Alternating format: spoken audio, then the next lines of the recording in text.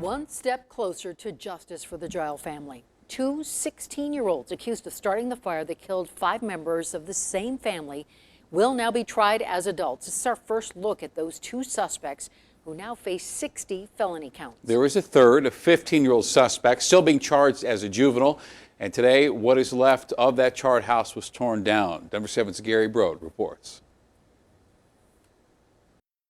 These 2 16-year-olds just became adults in the court's eye, and they're now facing dozens of charges in the August house fire that killed 5 people, including 2 children. It's a crime that even many adults would never think of committing, right? So I think anybody who can come around to committing that deserves to get the book thrown at them. Kevin Bowie and Gavin Seymour, both 16-year-olds, are facing charges for a fire that killed Jabril and Aja Joel and their 2-year-old daughter, Kaja, along with Jabril's sister, Hassan, and her infant daughter, Hawa.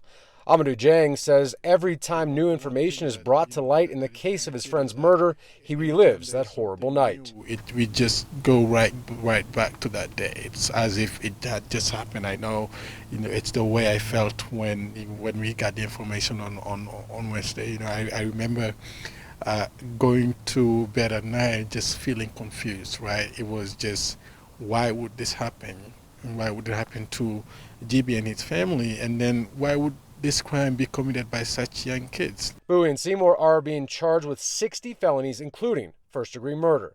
A 15-year-old was also arrested and is charged with 47 felony counts. His name has not been released, as his case will be referred to the juvenile courts. But the district attorney is requesting that he also be tried as an adult. There is a lot that still doesn't make sense, and I think until we have answers to all of those questions, then we still are a long way to go in this process of healing. Jang tells me now the police claim that they have the people responsible for the fire. The family and friends now want to know the how, and maybe more importantly here, the why.